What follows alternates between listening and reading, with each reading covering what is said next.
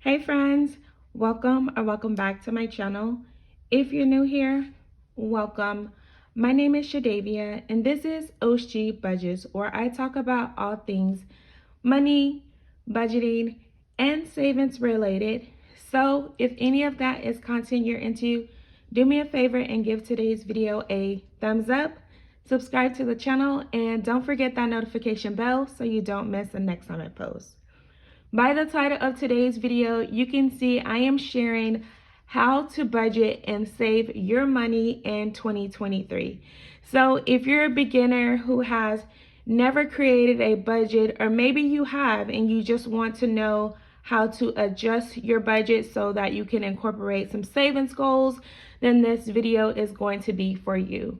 Now, learning how to budget and save your money is probably one of the best life skills, in my opinion, that you can learn. Budgeting can help you save money, pay off debt, and I feel like that is what a majority of us are trying to do in 2023. So maybe, again, you have actually created a budget before and it just seemed too complicated, or maybe it didn't work out. Well, I'm here today to help you out by sharing some of the budgeting, I guess you could say, like beginner budgeting tips that you can use in 2023. Now, grab your pen and paper because you guys, this video is going to be a good one. Now, when you are starting to create a budget for the first time, you just want to make sure that you're keeping it simple, trying to include everything under the sun in your budget at the start is really going to overcomplicate things, and we don't want this to be a complicated process, because if it is, then you're not going to stick with it. So keep it simple in the beginning, and that way you're not overwhelmed. I did talk a little bit about this in one of my recent videos as well, titled 5 Worst Budgeting Mistakes That I Made. So make sure you check out that video if you are a beginner to see some of the mistakes that I made along my budgeting journey, and some of the mistakes that you can actually avoid as well. So to start, we want to start by writing down your income. That's the very first step in creating your budget. So again, step number 1 is going to be income. Now, with your income, you want to, since we're going to be looking at the month as a whole, go ahead and write down your monthly income. If you choose to do a paycheck budget, that is going to be in a separate video. But for right now, just to get started, we need to see how much income we're actually bringing in. Now, if for whatever reason you're not sure how much your income is because you have different revenue or different income sources month over month, you can also take a look at your bank statement to kind of get an average of how much you're bringing in. Maybe some months you're bringing in a little bit more. You can take an average that way to kind of write down your income. So again, just write down your income, and that's going to be the start. Now, once we have our income figured out, the next thing that we want to write down or include into our budget is going to be our debt. Now, debt is going to be anything like credit cards, car loans, personal loans, student loans, whatever kind of debt that has a monthly minimum payment. And so what we're going to do in the second step is that you're going to list out all of those debt plus their monthly minimum payments for each, because we know at minimum, in order to, keep that account in good status or good standing, and not let it go past due, we have to make at least those minimum payments. So we want to make sure that we're writing down our debt and, again, listing out those payments. So again, some of those examples were car loans, personal loans, some credit cards. If you have multiple credit cards, you can list out each individual credit card, or you can just do your credit card payments, all of the minimums together. Now here with this debt, I would personally list them out separately. That way you can use the debt snowball method to kind of start chipping away at that debt. But again, in that second step to creating your budget in 2023, you want to make sure that you're writing down your debt.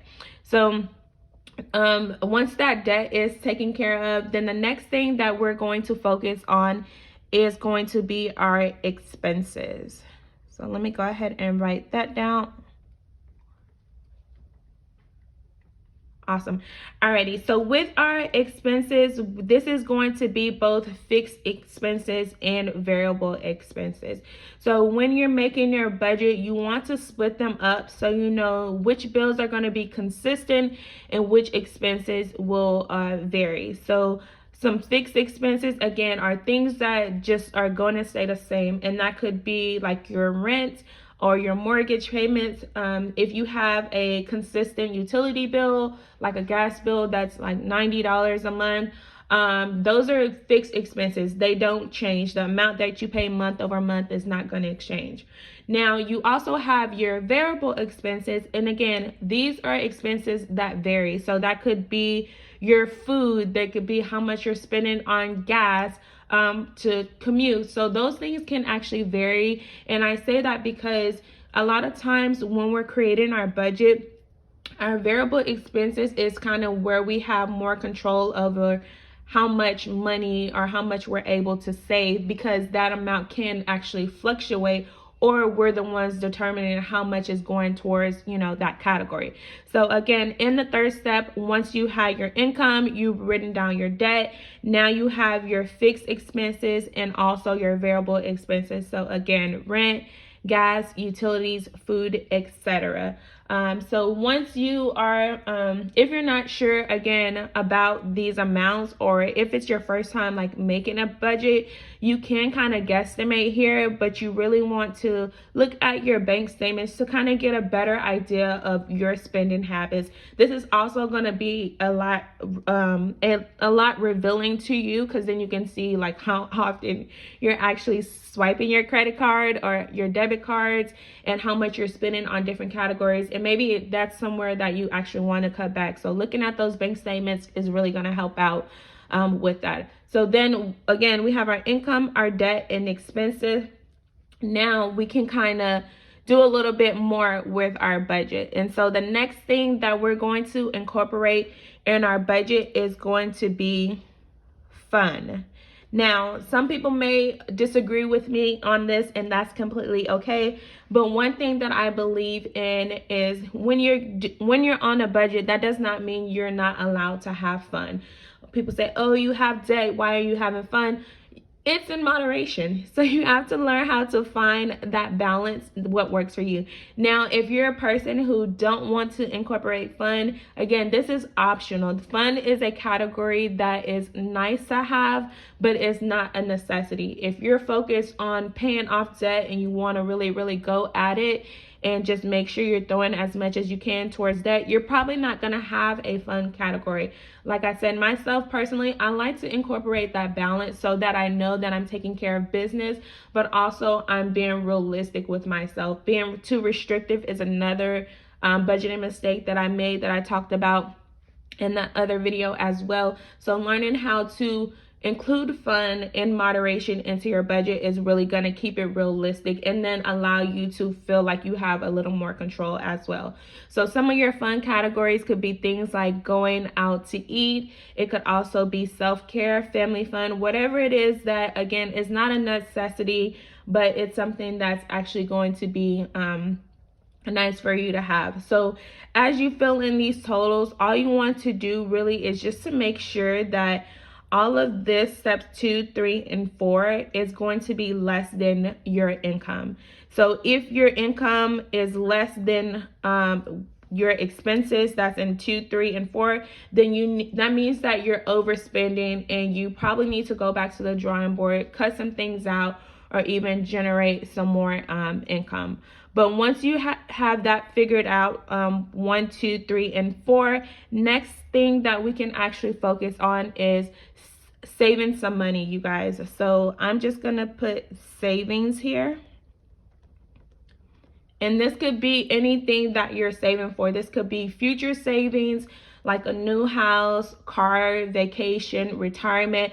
Whatever it is that you're saving for, this is going to be the step in your budget that is going to actually allow you to be able to do that. So you've already taken care of your business here. Now hopefully you have something left over to save, even if it's $5, $10.